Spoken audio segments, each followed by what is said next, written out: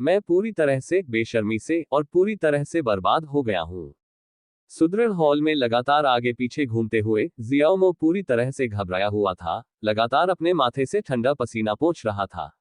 धिक्कार है, आखिर ये नौबत कैसे आ गई? वह चिल्लाया, उसकी आवाज गहरी आत्मघृणा से भरी हुई थी। मुझे यहाँ कभी वापस नहीं आना चाहिए था। आह! फिर भी, चाहे वह कितनी भी जोर से गालियां दे या कितनी भी जोर से दहाड़े, विशाल हॉल नहीं हिला, न ही कोई बाहरी आत्मा उसकी हताश चीखें सुन सकी। उस एकांत कक्ष का निर्माण और सुदृढ़ीकरण सर्वोच्च गहन शक्ति के साधकों द्वारा निर्ममता से किया गया था, जिसे किसी भी ऊर्जा उछाल को रोकने के लिए डिजाइन किया गया था। आशा की इस नितांत जेल में उसके छोटे से गुस्से का कोई मतलब नहीं था। आगे पीछे घूमते हुए जियाओमो ने समय के उन बिंदुओं को जोड़ने की पीड़ादायक प्रक्रिया शुरू की जहां उसका जीवन इतनी भयावह रूप से गलत हो गया था। उस समय, जब अस्त व्यस्त पौराणिक गहन देव सम्मेलन ने अपने प्रारंभिक दौर पूरे कर लिए थे, और रैंकिंग में सबसे निचले पायदान पर होने के कारण पूरी तरह से अयोग्य घोषित कर दिए जाने के बाद, जियाओमो को तुरंत शाश्वत स्वर्गदेव क्षेत्र से टेलीपोर्ट कर दिया गया था। जैसा कि उसने वर्तमान सम्राट युनचे को बताया था, उसने तुरंत उस एकमात्र स्थान की ओर लंबी, कठिन यात्रा शुरू कर दी, जिसके लिए उसका दिल सचमुच तरस रहा था। पूर्वी दिव्य क्षेत्र छोड़ने के बाद जियाओमो को अपने सुदूर घर पहुंचने में लगभग 1 साल लग गया। एक छोटा उजाड़ तारा क्षेत्र जिसमें कुछ निर्जीव ग्रह थे, एक महत्वपूर्ण अपवाद के साथ पृथ्वी नामक ग्रह। मेरी देवी, मेरे जीवन की सबसे प्यारी, मेरे भटके हुए कदम को क्षमा करें। मेरा कभी इरादा आपको इंतजार कराने का नहीं था, ये जीवन ही था, मेरी प्रिय, जिसने मेरी किस्मत तय की। जियाओमो ने घर लौटते ही काव्यात्मक माफी मांगी, लेकिन उसकी पत्नी की भावशून्य, मृत आंखों वाली निगाहों ने उसका स्वागत किया। अभी भी आपके पास काव्यात्मक होने का समय है ना? औरत की आवाज फट गई, और भयानक तेजी से उसका हाथ उसकी ओर बढ़ा, और उसे अपरिहार्य और सरासर सजा दे दी। आउच! आउच! आह! जियाओमो की दर्द भरी आवाज गूंजी, ऊंची और पूरी तरह से यकीन दिलाने वाली, जैसे ही उस गुस्से से भरी औरत ने उसका कान बेरहमी से खींचा। प्यारे, मेरी बात सुनो। आह! आह! जियाओमो गिड़गिड़ाने लगा, उसका शरीर थोड़ा उछल रहा था। फिर भी, उस औरत की उंगलियां, जो उसका कान खींच रही थी, और भी कस गई क्योंकि उसने तुरंत उसकी चीख में एक अलग, सूक्ष्म बदलाव देखा। वह साफ तौर पर दर्द का नाटक कर रहा था। क्या गहन ईश्वरीय लोक मजेदार था। तुम 1 साल से ज्यादा चले गए थे जितना तुम्हें जाना चाहिए था। वह दहाड़ी, उसे कान से पकड़कर अपने पास खींचते हुए, उसका क्रोध किसी भी गहन शक्ति की जरूरत से बेकाबू था। नहीं, प्रिय, यह आह नहीं था। जियाओमो ने अपने नकली प्रदर्शन में पूरी ताकत लगाते हुए चीखकर जवाब दिया। विडंबना यह थी कि वह वास्तव में पूरी तरह से अछूत था। पौराणिक गहन देवलोक से वापसी की अपनी कठिन यात्रा के दौरान, अपने गुरु पूर्वज द्वारा प्रदान किए गए प्रचुर साधना संसाधनों की बदौलत, उसने दिव्य क्लेश लोक में अपनी सीमाओं को तोड़ दिया था और पृथ्वी पर वापस कदम रखने से पहले ही दिव्य आत्मिक लोक तक सफलतापूर्वक पहुंच गया था। लेकिन अपनी उच्च साधना को दरकिनार करते हुए, भले ही वह केवल पहले गहन लोक में ही क्यों न हो, सच्चाई ये थी कि उसके सामने खड़ी स्त्री, जिसमें कोई गहन शक्ति नहीं थी, उसे बिल्कुल भी नुकसान पहुंचाने में असमर्थ थी। लेकिन उसके प्रति उसका प्रेम परम था, और उसके स्वभाव की उसकी समझ पूर्ण थी। उसे धर्मी क्रोध के इस अनुष्ठान में आनंद आता था, और वह प्रदर्शन करने में प्रसन्न था। वह उसकी पत्नी थी, उसकी एकमात्र पत्नी, और वह उसके प्रेम को केवल गहन शक्ति के लिए कभी नहीं बदलेगा। पूरे 1 घंटे तक पूछताछ और कान खींचने का सिलसिला चलता रहा। आखिरकार महिला ने उसे छोड़ दिया। उसका गुस्सा पूरी तरह से शांत हो गया और उसने धीरे से हाथ बढ़ाकर उसे चूमा। मुझे तुम्हारी बहुत याद आई। शुक्रिया, सकुशल वापस आने के लिए प्यारे। आखिरकार, लंबे समय से चाहा गया प्यार जवाब दे गया। समय तेजी से बीतता गया और जियाओमो और उसकी पत्नी एक सुखी, प्रेमपूर्ण वैवाहिक जीवन में बस गए। स्वाभाविक रूप से, इस दौरान, वह आखिरकार अपनी पत्नी को अपने साथ साधना करने के लिए राजी करने में कामयाब हो गया। एकमात्र कारण सरल था, वह बहुत लंबे समय तक उसके साथ रह सकेगी। जियाओमो अपने लंबे जीवन काल को किसी और से बेहतर समझता था, और उसकी सबसे बड़ी इच्छा थी कि वह उस अनंत काल को साझा करे। हालांकि उसकी प्रगति धीमी थी, पिछले 1 दशक में, उनकी दुनिया परिपूर्ण थी। फिर एक दिन, उनके छोटे, परिपूर्ण ग्रह पृथ्वी का आकाश अचानक अंधकार में हो गया। नहीं, अंधकार कहीं अधिक गहरा था, क्योंकि पूरा छोटा तारामंडल ही अचानक छाया में आ गया था। जियाओमो, जो अपने गुरु पूर्वज के अनकहे संसाधनों की बदौलत दिव्य राजा लोक में सफलतापूर्वक पहुंच गया था, ने तुरंत अपने घर पर एक भयावह, व्यापक ऊर्जा का उतरना महसूस किया। दिन हफ्तों में बदल गए और जल्द ही पूरी दुनिया के लोग इससे गहराई से प्रभावित होने लगे। सभी जीवों के हृदय में अकथनीय क्रोध और कच्ची घृणा की एक गहरी लहर उठी। राष्ट्रों और लोगों के बीच, यहाँ तक कि जानवरों और सभी प्रकार के प्राणियों के बीच भी युद्ध स्वतः ही भड़क उठे। घटना। अपने मित्र जियाओमो अब और चुपचाप नहीं रह सकता था। उसे हस्तक्षेप करने के लिए मजबूर होना पड़ा। अपनी विशाल दिव्य राजा शक्ति का उपयोग करके पृथ्वी पर सभी प्राणियों को तुरंत स्थिर और निलंबित कर दिया। भारी पीड़ादायक हृदय के साथ वह एक बार फिर पृथ्वी से चला गया, भ्रष्टाचार के ब्रह्मांडीय कारण का पता लगाने के लिए दृढ़ संकल्पित। पहले की तरह उसने अपनी पत्नी से वादा किया कि वह जल्द ही लौटेगा और उसके लिए साधना संसाधनों का विशाल भंडार छोड़ जाएगा। वह जितना आगे बढ़ता गया, उसे उतनी ही भयावह घातक ऊर्जा का एहसास होता गया। उसने अपने गहन विचारों को भी कच्ची, जहरीली, घृणित भावनाओं से दूषित होते हुए महसूस किया। केवल अपने गुरु की सुरक्षात्मक कलाकृति के कारण वह अंततः एक बार फिर ईश्वरीय क्षेत्र, पूर्वी दिव्य क्षेत्र के केंद्र तक सुरक्षित रूप से पहुंचने में सक्षम हुआ। फिर भी जब वह उत्तरों की खोज और अन्वेषण कर रहा था, तो सच्चाई किंवदंतियों का सबसे भयानक रहस्य आखिरकार सामने आ ही गई। भाड़ में जाओ, भाड़ में जाओ, भाड़ में जाओ। जल्दबाजी में बनाई गई एक कच्ची गुफा में छिपकर जियाओमो ने शाप दिया। उसकी गहन ऊर्जा का भंडार खतरनाक रूप से कम हो रहा था। उसे ऐसा लग रहा था जैसे उसकी जिंदगी उसकी आंखों के सामने हिंसक रूप से गुजर रही हो। उसे ईश्वरीय लोक में वापस लौटने का गहरा अफसोस था। अब उसे एकदम साफ समझ आ गया था कि कोई उम्मीद नहीं है। उसकी साधना, उसकी अनोखी विधियों द्वारा बढ़ाई गई भी एक भी चीज बदलने के लिए बेहद नाकाफी थी। हालांकि उसके गुरु द्वारा सिखाई गई दिव्य कलाओं ने उसकी युद्ध शक्ति को उसी स्तर के अन्य लोगों से कहीं आगे निकलने दिया था, लेकिन शैतान देवताओं की विशुद्ध, निरंकुश शक्ति के सामने उसके अनोखे कौशल निरर्थक थे। कोई उम्मीद ही नहीं थी। लेक्सिन, लगता है मैं घर नहीं पहुंच पाऊंगा, जियाओमो बुदबुदाया। उसकी आत्मा निराशा से कुचल रही थी क्योंकि उसकी पत्नी का चित्र उसके मन में घूम रहा था। अभी अगर उसे मरना भी पड़े तो उसकी एकमात्र इच्छा घर लौटना और उसके पास शांति से मरना था। समय और स्थान में जमी हुई वह कितनी अकेली और हताश महसूस कर रही होगी, ये सोचकर उसके दिल में एक पीड़ादायक तेज दर्द हुआ। ये ईश्वरीय लोक के बाकी निवासियों की तरह ही था। वह भी पूरी तरह निराशा में डूबा हुआ था, एक ऐसा आतंक जिससे वह मुक्त नहीं हो पा रहा था। बूम। लेकिन तभी चमत्कार हुआ। जैसे ही पौराणिक प्राणी द्वारा निर्धारित अंतिम भयावह समय सीमा निकट आई, देवलोक और संपूर्ण आदिकालीन अराजकता के विनाश से पहले अचानक कहीं से चमकदार, चकाचौंध कर देने वाली रोशनियां फूट पड़ी और सब कुछ ढक लिया। एक भारी, प्राचीन, गहन ऊर्जा तुरंत संसार में अवतरित हुई। जियाओमो, जो चुपचाप अपने फोन पर संगीत सुनकर अपनी आत्मा को शांत करने की कोशिश कर रहा था, जो उसकी पत्नी ने उसके लिए व्यक्तिगत रूप से गाए कुछ गीतों में से एक था, अचानक जाग उठा। उसका पूरा शरीर पागलपन की हद तक हिंसक रूप से गहन ऊर्जा के अराजक प्रवाह को अवशोषित करने लगा। जल्द ही उसकी शक्ति दिव्य राजा लोक से दिव्य संप्रभु लोक तक फैल गई। जैसे ही वह चमत्कार का पता लगाने के इरादे से अपनी छिपी गुफा से बाहर निकला, वह रुक गया। लानत है, भूल जाओ, मैं अभी घर लौटता हूं। चूंकि शैतान देवता बेवजह निष्क्रिय लग रहे थे, इसलिए बेहतर होगा कि वह अपनी पत्नी के पास लौट जाए।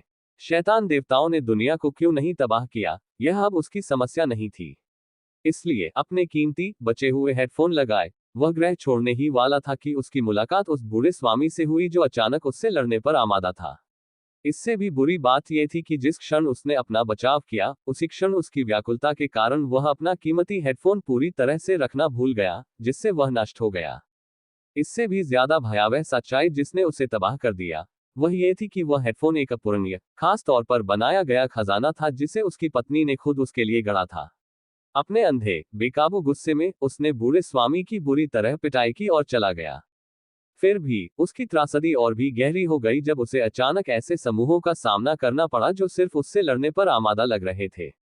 उसके पास कोई विकल्प न छोड़ते हुए उसने उन्हें एक एक करके हरा दिया, और अंततः जब उसका क्रोध चरम पर पहुंचा, तो एक और बूढ़ा आदमी, एक उच्च शक्ति वाला व्यक्ति प्रकट हुआ, जिसने दावा किया कि वह इसी तारामंडल का राजा है और सारी लड़ाई उसकी परीक्षा लेने के लिए उसके आदेश पर हुई थी। तुमने जो कुछ भी कहा। जियाओमो को दायरे के राजा की बातों की जरा भी परवाह नहीं थी। सब कुछ शब्द ने ही क्रोध के एक अंतिम, जबरदस्त विस्फोट को जन्म दिया। उसकी आत्मा की गहराइयों से एक भयानक तलवार प्रकट हुई, आकाश को चीरती हुई, और सीधे बूढ़े दायरे के राजा की ओर बढ़ी। Boom boom boom. जल्द ही एक और भयावह लड़ाई छिड़ गई, क्योंकि जियाओमो ने सचमुच अपनी जान की बाजी लगाकर दायरे के राजा, दिव्य गुरु दायरे के एक सच्चे स्वामी को हरा दिया। और भयानक सच्चाई ये थी कि वह सफल रहा। अपने गुरु द्वारा सिखाई गई हर दिव्य क्षमता और कला का उपयोग करते हुए जियाओमो ने पूरी ताकत लगा दी, जिसका परिणाम दायरे के राजा की करारी हार के रूप में सामने आया। अंततः दायरे के राजा द्वारा बुलाए गए छिपे हुए दर्शकों को भी आगे आना पड़ा और जियाओमो को बूढ़े व्यक्ति का पूरी तरह से सफाया करने से रोकना पड़ा। उसकी असंभव उपलब्धि तुरंत चिबुयाओ के कानों तक पहुंच गई, और उसे तुरंत उसकी प्रबल इच्छा के विरुद्ध उत्तरी दिव्य क्षेत्र ले जाया गया। 7 तारीख को उस दिन विभिन्न साधना स्तरों के अनगिनत चैंपियनों को एक अंतिम भयानक मुकाबले के लिए आगे लाया गया, जिसमें सभी ने पूरी ताकत झोंक दी। अंततः सभी उप टूर्नामेंट विजेताओं को अंतिम चयन के लिए देव सम्राटों के समक्ष लाया गया। देव सम्राटों को यह तय करना था कि उनमें से कौन देव क्षेत्र की अंतिम हताश आशा का प्रतिनिधित्व करेगा। जियाओमो चुने गए 3 में से एक था। अन्य 2 में से एक उसके जैसा ही एक युवक था, जिसकी भयानक आभा एक ऐसी शक्ति का आभास देती थी जो किसी भी तर्क को चुनौती देती थी, और जो अपने से पहले सभी दिव्य प्राणियों को जानता प्रतीत होता था। जियाओमो ने जो सुना था, उसके अनुसार इस विशाल, शक्तिशाली युवक के पास महान क्रोध की पौराणिक शिरा थी, एक ऐसी शक्ति जो उसे अपने साधना स्तर के हर चुनौतीकर्ता को बिल्कुल अपनी तरह सहजता से परास्त करने की अनुमति देती थी। फिर भी जियाओमो को एक बेचैन करने वाली ठंडक महसूस हुई। इस व्यक्ति में और भी बहुत कुछ था जिसकी आंखें उसकी आत्मा में चुभती हुई प्रतीत होती थी। और जहां तक अंतिम तीसरे व्यक्ति की बात है, तो अंतिम विकल्प दुखद रूप से, अनिवार्य रूप से स्वयं देव क्षेत्र की महारानी चिबुयाओ ही थी। युनगू की चमत्कारी उपचार शक्ति के प्रभाव में तीनों चैंपियनों को लगी सभी चोटें तुरंत ठीक हो गईं। किसी ने भी संसाधन बचाने या एक भी गोली छिपाने के बारे में नहीं सोचा। नए आरोहित देव सम्राटों से लेकर सबसे निम्न स्तर के चिकित्सक तक सभी ने एक ही लक्ष्य की ओर काम किया, जीवित रहना। फिर भी किसी तरह जियाओमो, जिसकी साधना तीनों में सबसे छोटी थी, को एक गहरी भयानक असंगति का एहसास हुआ। कुछ तो बहुत गड़बड़ थी, लेकिन वह घबराहट में इधर उधर टहलते हुए उस विसंगति का पता ही नहीं लगा पा रहा था। कल वह दिन था जब उसका सामना शैतान देवताओं के रूप में जाने जाने वाले भयानक प्राणियों से होगा। वह बस यही प्रार्थना कर सकता था कि वह जीवित रहे। बहन, कृपया तुम मेरे साथ चलो। आत्मा चुराने वाले राज्य के अनेक दिव्य महलों में से एक के अंदर म्यू बिंग्यून की विनती भरी आवाज गूंजी। उसका शरीर कांप रहा था जब वह अपने सामने खड़ी आकृति से विनती कर रही थी। बिंग्यून, मैं बिल्कुल नहीं आ सकती। म्यू शुवानेन ने धीरे से अपना सिर हिलाते हुए इनकार कर दिया। उसने अपनी छोटी बहन को कसकर गले लगा लिया और म्यू बिंग्यून के चेहरे पर बहते ठंडे आंसुओं को बेरहमी से पोंछ दिया। कल के लिए भी एक मौका पाने के लिए मुझे पीछे रहना होगा। क्या सचमुच कोई और रास्ता नहीं है? म्यू बिंग्यून ने गहरी निराशा से भरी आवाज में पूछा। शायद, लेकिन अभी पूरे ईश्वरीय राज्य की यही एकमात्र आशा है। म्यू शुवानेन ने फुसफुसाते हुए अपनी छोटी बहन से धीरे से अलग होते हुए कहा। तो कृपया, अगर सचमुच कोई कल है, तो मेरे लिए अच्छी तरह जियो। उस अंतिम विनाशकारी आदेश के साथ म्यू शुवानेन की आकृति सफेद रोशनी की एक तेज चमक में गायब हो गई, इससे पहले कि उसके आंसू बिंग्यून के सामने गिर पाते। म्यू बिंग्यून का बेहद कमजोर शरीर धीरे धीरे, अनिवार्य रूप से ठंडे महल के फर्श पर गिर पड़ा। धम्मा, अपने कांपते शरीर के ढहने के साथ म्यू बिंग्यून ने अपनी बड़ी बहन की स्थायी आभा को थामने की पूरी कोशिश की, लेकिन बस ठंडी खाली हवा ही बची रही। वह सचमुच बेकार है। जब अंतिम समय आएगा, वह कुछ भी नहीं कर सकती। अपनी शक्तिहीनता का विनाशकारी एहसास अंतिम पीड़ादायक आघात था। आखिरकार निर्धारित 10 दिन की समय सीमा से पहले की अंधेरी रात आ गई। गोपनीयता की ठंडी चादर के नीचे हजारों गहन आंख चुपचाप उड़ गए और घेरे हुए आत्मा चोरी क्षेत्र को छोड़ गए। गहन आंख पर मौजूद हर एक व्यक्ति स्पष्ट रूप से हिल गया था। कई लोगों को उनके संबंधित स्वामियों ने तुरंत छोड़ने का सीधा आदेश दिया था। उन्हें विवरण नहीं पता था, लेकिन उनके स्वामी के स्वर की अंतिमता ने उन्हें बता दिया था कि कल एक बड़ी विनाशकारी घटना घटने वाली है। हालांकि कुछ लोगों ने अपने स्वामी की चुप्पी पर सवाल उठाया, और कुछ जो इस बात पर पूरी तरह से आश्वस्त नहीं थे कि वे कल के बाद जीवित बच पाएंगे, उन्होंने रुकने और अपने अंतिम क्षणों का सामना साथ करने की विनती की, लेकिन उनकी विनती अस्वीकार कर दी गई। अंत में उन्होंने पाया कि उनके स्वामी ने उन्हें सचमुच बाहर फेंक दिया है, और उन्हें परम प्रेमपूर्ण बलिदान के सर्वोच्च आदेश द्वारा जाने का आदेश दिया गया है। उनके स्वामी की एकमात्र आशा यही थी कि प्रस्थान करने वाला बेड़ा ईश्वरीय क्षेत्र की एक जीवित स्मृति को शून्य में ले जाएगा। दो आकृतियां, दोनों वृद्ध पुरुष, उस वीरान सन्नाटे में खड़े थे। उनकी निगाहें आकाश पर टिकी थी, जहां हजारों गहन जहाज आत्मा चुराने वाले तारा क्षेत्र के ऊपर काले शून्य में तेजी से विलीन हो रहे थे। दोनों पुरुष ही पीछे रह गए थे, अभी भी बचे हुए दो ईश्वरीय सम्राट। बूढ़े तियान की, क्या तुम्हें कुछ बहुत ही गड़बड़ लग रही है? एक अनकही दहशत भरी आवाज गूंजी। वक्ता बैंगनी सूक्ष्म देव सम्राट जीवे हाओचेन थे, जो अपने पुराने सहयोगी को संबोधित कर रहे थे, जो चुपचाप आकाश की ओर देख रहा था। उद्धरण चिन्ह dot dot dot dot dot उद्धरण चिन्ह, उद्धरण चिन्ह dot dot dot dot dot उद्धरण चिन्ह। इसके बाद जो सन्नाटा छा गया वह भारी था, ब्रह्मांडीय रहस्य और आसन विनाश के भार से लदा हुआ। बूढ़े हाओचेन, क्या तुम्हें सचमुच लगता है कि मेरे हाल के कार्य बहुत गलत थे? एक लंबी पीड़ादायक चुप्पी के बाद जुवानयुवान देव सम्राट जुवानयुवान तियानकी ने आखिरकार बात की। उनका प्रश्न कोई उत्तर नहीं, बल्कि एक दर्दनाक स्वीकारोक्ति थी, जिसमें वे अपने सबसे पुराने मित्र से उस पागलपन का न्याय करने के लिए कह रहे थे जिसने उन्हें जकड़ लिया था। प्रश्नवाचक चिन्ह, प्रश्नवाचक चिन्ह। बैंगनी सूक्ष्म देव सम्राट अपने पुराने मित्र के प्रश्न से बहुत चौंक गए। उसने जल्दी से अपने विचार समेटे, जवाब देने से पहले पिछले कुछ दिनों की उन्मत्त जानलेवा घटनाओं पर विचार किया। अच्छा, अगर मुझे बताना ही पड़े, तो तुम पिछले कुछ दिनों से काफी उन्मत्त व्यवहार कर रहे हो। बूढ़े हाओचेन ने इस बेतुकेपन का जिक्र किया। हमें और बाकी सभी को अपनी पूरी सीमा तक धकेलना, एक और सफलता के लिए लगभग मरना। हमें किसी उच्च शक्ति की ओर ले जाने के लिए इतने भयानक विश्वास के साथ बोलना। हा, ये बिल्कुल तुम्हारे जैसा नहीं है। ऐसा लग रहा है जैसे तुम किसी चीज के वशीभूत हो। हा। इस भयानक एहसास के साथ उसकी हंसी अचानक उसके गले में अटक गई। ये सही है, जुवानयुवान देव सम्राट ने शांति से सिर हिलाया। तुम मुझे इतने लंबे समय से जानते हो। क्या इस हद तक लापरवाह, भाग्यवादी, पागलपन सचमुच मुझे लगता है? उसने अपने पूरी तरह से स्तब्ध दोस्त को देखते हुए पूछा। तुम कह रहे हो? बूढ़े हाओचेन की आवाज में जरा भी कंपन नहीं था। यह शायद शैतान महारानी का काम है, जुवानयुवान देव सम्राट ने साफ साफ कहा, मानो यह कोई साधारण सी बात हो। वह एक आदर्श त्याज्य योद्धा था, वह जो अंतिम असंभव प्रयास करने के लिए पर्याप्त रूप से पागल था। विस्मयादिबोधक चिन्ह, विस्मयादिबोधक चिन्ह। यह एहसास अचानक एक कड़ाके की ठंडक थी। बैंगनी सूक्ष्म देव सम्राट की सांसें भारी हो गईं, अपने मित्र को घूरते हुए उसकी छाती धड़कने लगी। एक गहन मौन के क्षण के बाद उसने जोर से सवाल पूछा, वह ऐसा क्यों करेगी? एकता, जुवानयुवान देव सम्राट ने कहा। यह शब्द ठंडे, राजनीतिक अंतिम भाव से गूंज रहा था। जब हम सब ने आशा खो दी थी, तब एक नई पीड़ादायक आशा का जन्म हुआ, जब स्वर्गीय नियम बहाल हुए और हमने अपनी सफलता शुरू की। लेकिन इसी आशा ने नियंत्रण का एक विशाल शून्य पैदा कर दिया। शैतान महारानी का हम पर राजनीतिक नियंत्रण बहुत कम था, और किसी भी क्षण कमान का पूर्ण पतन हो सकता था। कोई भी वास्तव में उसकी सर्वोच्च आज्ञा को नहीं सुनता, खासकर वे जो सीधे तौर पर उसके साथ संबद्ध नहीं थे। जैसे हम। जुवानयुवान के शब्द बिल्कुल सच थे। बाकी सभी देव सम्राट और उनके अधीनस्थ सम्राट युनचे के जरिए महारानी से बंधे थे, लेकिन जुवानयुवान देव क्षेत्र और बैंगनी सूक्ष्म देव क्षेत्र के लोगों के बीच ऐसा कोई बंधन नहीं था। लेकिन जुवानयुवान ने योजना की विशुद्ध प्रतिभा से अपनी आंखें चमकाते हुए कहा, अगर मैं या तुम अचानक नेतृत्व संभाल लेते, उत्प्रेरक बनकर हम सबको एक ही तात्कालिक खतरे में एकजुट कर देते, तो विभाजन की वह घातक दरार कभी पैदा ही नहीं होती। उद्धरण चिन्ह dot dot dot dot dot उद्धरण चिन्ह, उद्धरण चिन्ह dot dot dot dot dot उद्धरण चिन्ह।